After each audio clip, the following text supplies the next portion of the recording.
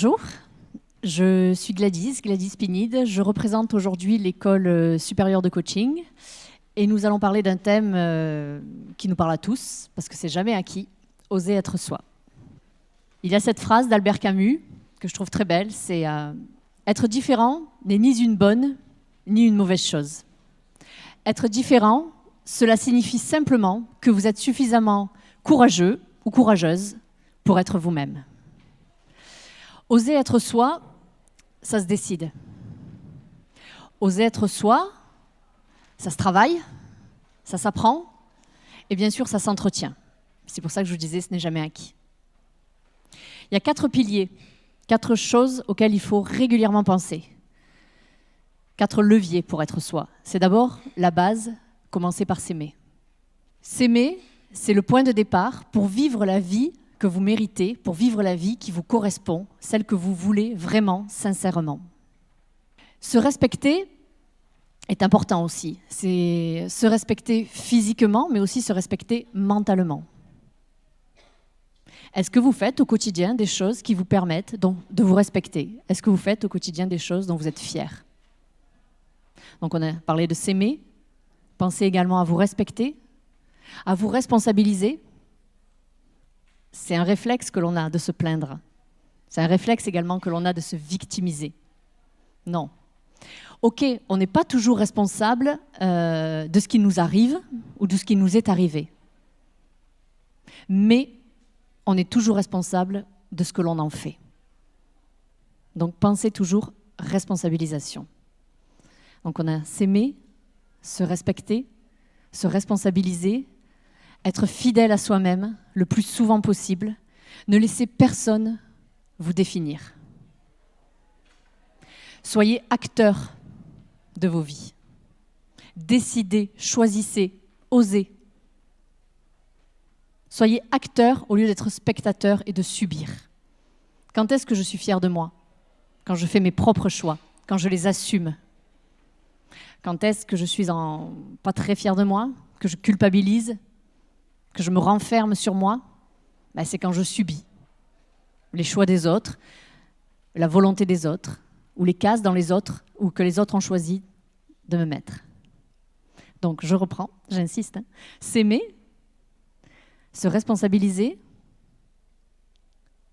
se respecter, être fidèle à soi-même. Et le dernier, le plus beau, c'est prendre des risques. Oser prendre des risques. Oser sortir de sa zone de confort, oser sortir de ses habitudes.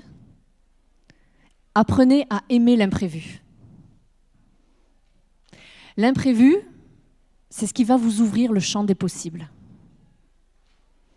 Quand j'aime l'imprévu, donc mon champ des possibles s'ouvre, je vois plus loin, plus large, et du coup, c'est ça qui va me permettre de développer tout mon potentiel.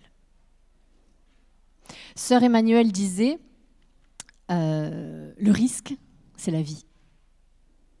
Celui qui n'a pas risqué, il n'a pas vécu. Et elle rajoutait cette petite phrase très sympa, le risque, c'est ce qui donne à la vie un goût de champagne. Elle avait raison. Hein? Donc pensez-y régulièrement. Ayez des phrases comme ça en tête qui vous font du bien, qui vous correspondent. Moi, je vous donne les miennes, mais vous, appropriez-vous les vôtres. Et quand c'est un peu difficile, quand vous hésitez, quand vous doutez, quand vous ne savez pas quel chemin prendre, allez hop, je pense à le risque, c'est ce qui donne à la vie un goût de champagne. Ça me fait sourire et go, j'y vais. Vous, trouvez votre phrase, votre devise. Le risque, ça peut être aussi le fait d'oser faire des choses différentes. Tous les mois, je vais oser faire quelque chose qui me fait peur.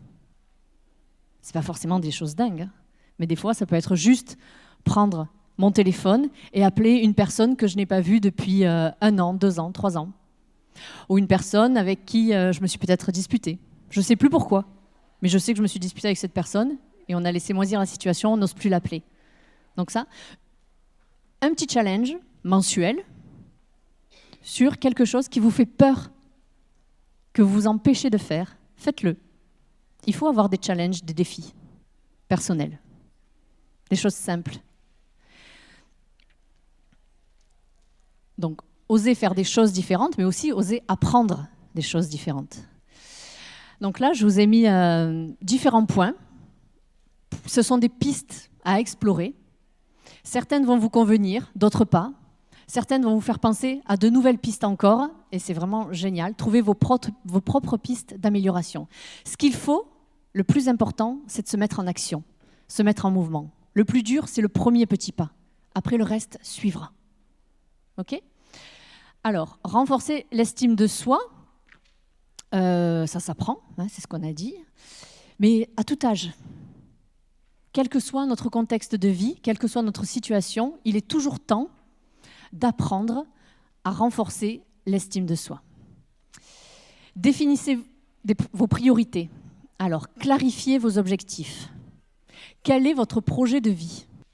Est-ce que vous vivez la vie que vous souhaitez ? Que voulez-vous faire de votre vie ?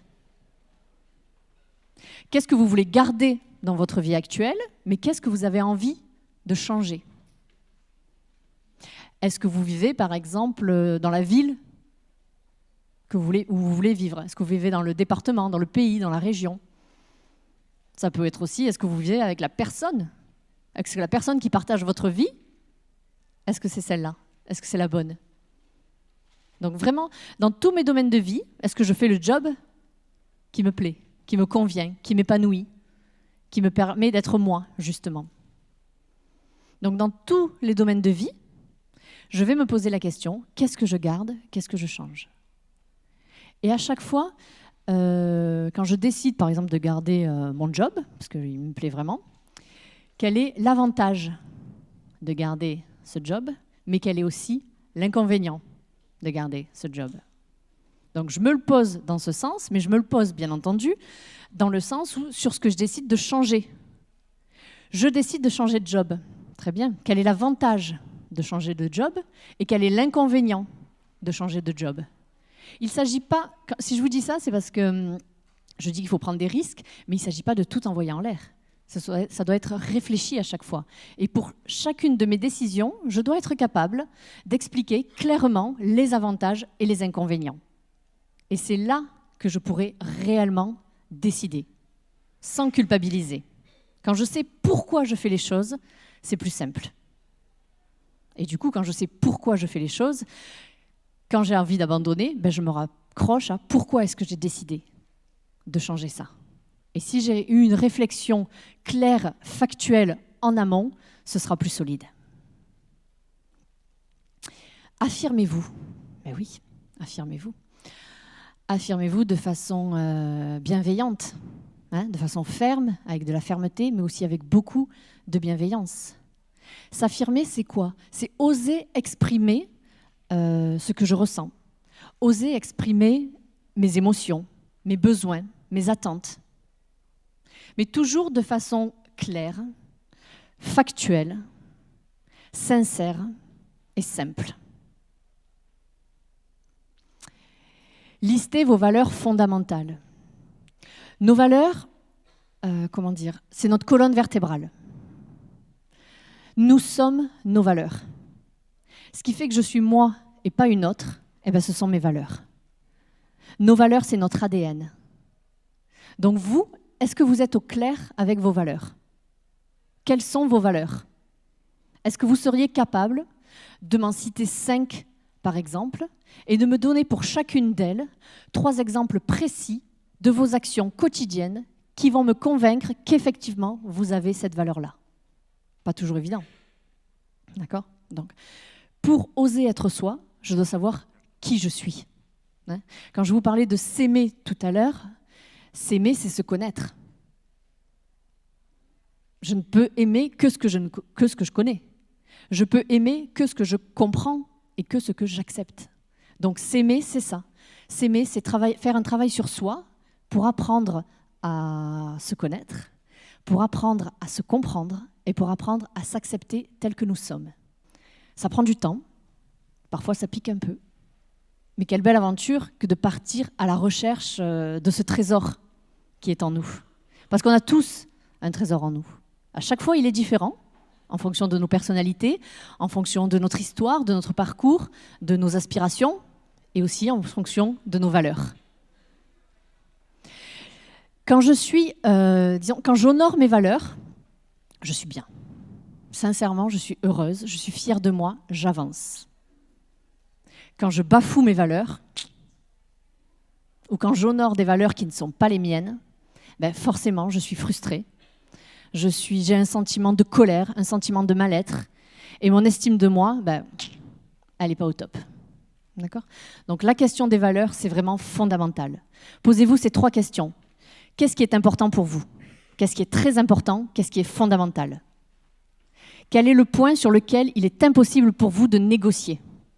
Quand vous vous sentez bien dans un contexte, dans une situation, dans une relation, qu'est-ce qui fait que vous vous sentez bien ? Pourquoi est-ce que vous vous sentez bien ? Et même, au contraire, hein, qu'est-ce que vous ne pouvez pas supporter ? La plupart du temps, quand on n'est pas bien ou quand on bascule dans l'agressivité ou dans la passivité, c'est qu'il y a quelque chose qui a été touché en nous et la plupart du temps, ce sont nos valeurs. Reconnaissez vos qualités. Ben oui, on a tous des qualités. On a tous des défauts, j'entends, mais on a tous aussi beaucoup de qualités. Et une fois que j'ai défini mes priorités, par exemple, ben, je vais mettre en face de cette priorité quelles sont les qualités, quelles sont les forces, quelles sont les ressources, quels sont les talents qui vont me permettre d'avancer plus facilement vers cet objectif, puisque je vais travailler sur l'amélioration de mes qualités et pas sur l'amélioration de mes points faibles. Raisonnez ressources. Ce sont vos ressources internes, donc talent, force, valeur, qualité, qui vont déterminer vos actions, et pas l'inverse. Soyez positive. Être positive, comment dire, il y a la phrase je crois que c'est Voltaire qui disait « J'ai décidé d'être heureux parce que c'est bon pour la santé ». Donc celle-ci, on la connaît toute de phrase. Elle est très connue, mais est-ce qu'on la met en pratique ? Pas toujours. Donc soyez positive, pensez positive, raisonnez solution. Regardez toujours du côté de la solution. S'il n'y a pas de solution, ça ne sert à rien de s'acharner. Hein. Soit je contourne le problème, soit je prends un plan B. Il n'y a pas de solution, il n'y a pas de solution. Je dois mettre mon énergie sur ce que je peux influencer, sur ce que je peux contrôler. Sinon, il n'y a aucun intérêt. Je vais m'épuiser. Et là, une fois de plus, mon estime de moi, elle va dégringoler. D'accord ? Dans le soyez positive, c'est aussi en attitude. Quelque chose qui est à la portée de tous et de toutes, c'est sourire. Sourire, ça fait du bien.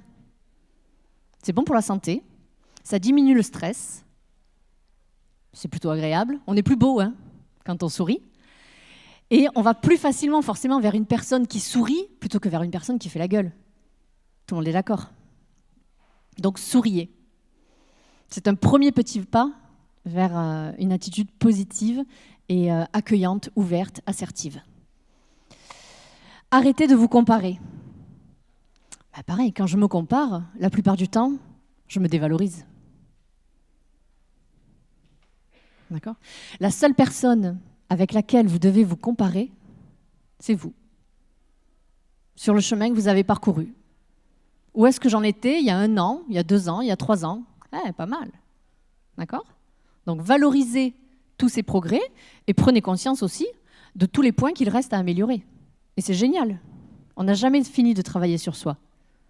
Donc ne vous comparez pas, vous allez forcément vous dévaloriser. Et puis on ne sait pas, chacun son rythme.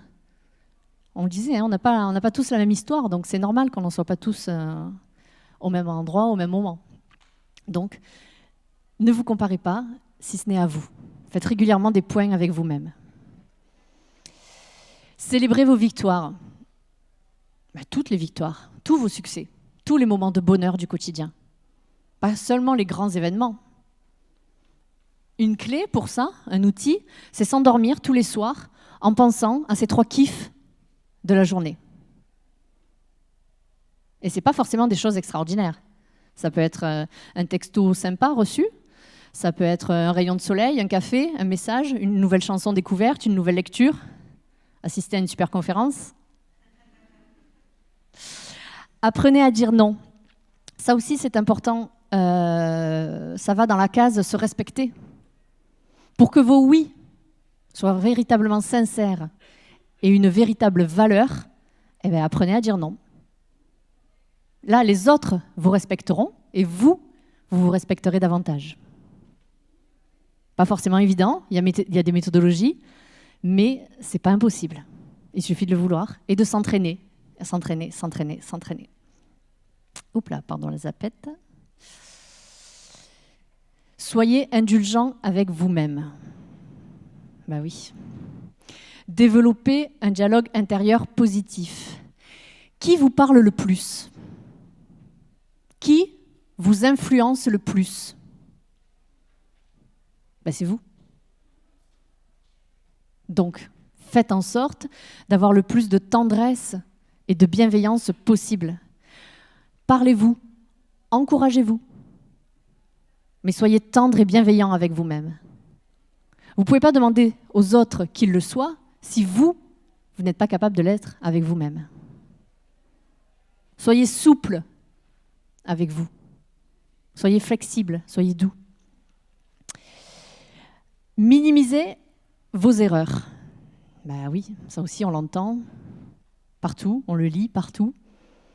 Mais est-ce qu'on accepte nos échecs? Est-ce qu'on accepte nos erreurs? Arrêtez de culpabiliser aussi par rapport à ça. C'est soit je gagne, soit j'apprends. Ce n'est pas un échec, c'est une expérience. Qu'est-ce que j'ai appris? L'erreur, elle est où? L'erreur, si on fait toujours la même chose en pensant qu'on va avoir un résultat différent. Non, là oui. Là, il n'y a pas d'intérêt. Mais si vous apprenez de vos erreurs, de vos échecs, là, vous allez avancer. Qu'est-ce qui a fonctionné là, sur ce coup-là, mais qu'est-ce qui aurait pu être amélioré ou comment est-ce que j'aurais pu faire différemment? Se questionner en permanence. Comment m'améliorer? Minimiser vos erreurs, on l'a vu. Donc, arrêtez d'être trop perfectionniste. Déjà, est-ce que ça existe, la perfection? Non. Ben non, on est d'accord. Donc, vous vous obstinez à être ou à vouloir être quelque chose qui n'existe pas. Est-ce que ça a du sens? Ben non. Parce que ça génère quoi, du coup? À vouloir être quelque chose qui n'existe pas, ça va générer quoi? Frustration, baisse de l'estime de soi, culpabilité et aussi procrastination. Le fait de vouloir attendre les conditions idéales pour changer ou pour faire quelque chose de nouveau, bah, il y en a qui attendent toujours et qui vont attendre encore très longtemps.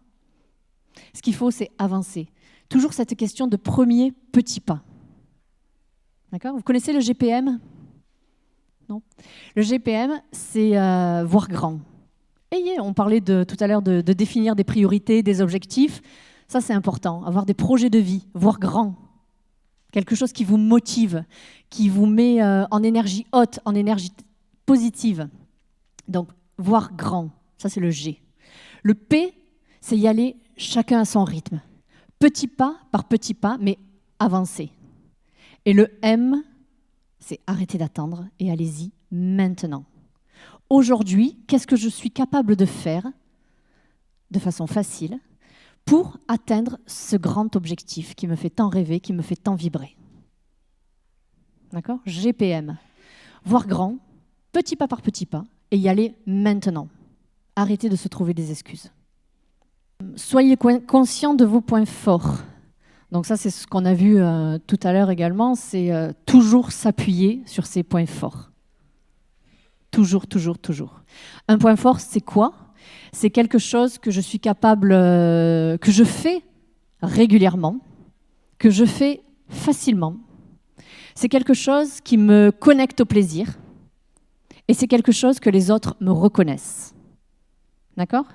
Donc, réfléchissez, introspection, réfléchissez, qu'est-ce que vous faites régulièrement, facilement, que vous aimez faire, que les autres vous reconnaissent et que vous êtes capable de dupliquer dans différents domaines de vie. Ben ça, ce sont vos points forts. Ça, ce sont vos talents. Donc, appuyez-vous sur ça pour avancer.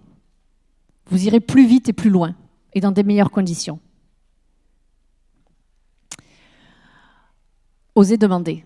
Voilà, parce que être conscient de ses points forts pour avancer plus vite, plus loin, c'est nickel. Mais oser demander, ce que je ne sais pas faire, arriver à demander de l'aide, arriver à déléguer.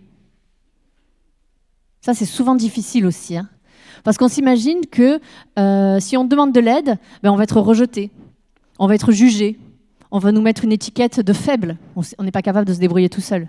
Non, on n'est pas capable de se débrouiller tout seul. Mais bien sûr qu'on a besoin les uns des autres. Seul, on ne fait rien. Hein. Donc, oser demander de l'aide. Ça, c'est aussi une croyance en coaching qui revient régulièrement, hein, qu'il faut ramollir. La peur du rejet, la peur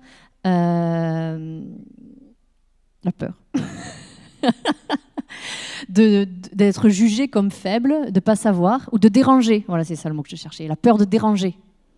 Comment est-ce que vous pouvez savoir que vous allez me déranger si vous ne me demandez pas? Vous, quand une personne vient vous demander de l'aide, ça vous fait plaisir de l'aider, de l'accompagner. Voilà, là c'est pareil. Si quand vous demandez de l'aide à quelqu'un, vous lui envoyez quand même un signal fort de confiance. J'ai confiance en toi, je pense que tu es la bonne personne pour m'aider, pour m'accompagner. Au niveau de la qualité de la relation et des liens que vous allez entretenir avec la personne, ça les renforce. Donc, osez demander de l'aide. Et faites-lui confiance. Vous êtes une personne responsable, vous savez dire non, faites-lui confiance également. Si elle ne peut pas, elle saura vous dire non aussi. Ce n'est pas à vous d'interpréter la réponse de la personne. Ce n'est pas à vous d'interpréter si vous allez déranger la personne ou pas. Lâcher prise. Oui, lâcher prise. Lâcher prise, c'est aussi accepter ses limites. Lâcher prise, c'est être capable de faire la différence entre ce que je peux changer, influencer, contrôler, et ce que je ne peux pas influencer, changer, contrôler. Donc, est-ce que ça a du sens de mettre son énergie sur quelque chose que l'on ne peut pas influencer, contrôler? Non. Il y a énormément de choses que l'on peut contrôler, changer, influencer. Et la première, c'est soi. C'est ce que, par exemple, je lis, mes lectures. C'est ce que je dis, ce que je fais, mes actions. Ça peut être également les personnes desquelles je choisis de m'entourer. Là, si vous êtes ici aujourd'hui, j'imagine que vous avez un projet de reconversion professionnelle, vous êtes en réflexion. C'est des périodes de vie où on a vraiment besoin d'être entouré. Et d'être entouré par des personnes positives, bienveillantes, des personnes qui, comme vous, sont dans cette même démarche de changement. Des personnes à qui vous pourrez tout dire, qui ne vont pas vous juger, qui ne vont pas vous dire « mais n'importe quoi, non mais attends, à ton âge, mais pourquoi tu fais ça? Mais pourquoi tu en veux toujours plus ?» Non, ça, parole toxique, hein, on a besoin de personne pour se dire ce genre de phrases parasites qui vous auto-sabotent. Donc, entourez-vous, choisissez qui va vous accompagner dans cette nouvelle aventure professionnelle. Ça, c'est la clé de la réussite. Être entouré, avoir un réseau de soutien, un réseau de bienveillance. Une personne à qui vous pouvez tout dire, qui ne vous jugera pas, qui vous encouragera. Une personne qui croit en vous. Et aimez-vous tel que vous êtes, bien entendu. Prenez conscience de votre valeur. Vous avez tous et toutes, il y a quelques hommes, c'est pour ça que je dis tous, de la valeur. On a tous une valeur différente, mais on a quand même de la valeur. Donc réfléchissez à votre valeur. Donc là, c'est fini, mais privilégiez toujours le fait d'être authentique, d'être sincère avec vous, bien sûr, mais aussi avec les autres, dans vos relations avec les autres. Notre conseil que je pourrais vous donner, c'est faites toujours de votre mieux. Toujours tout donner. Ça évite la culpabilité, ça évite le regret.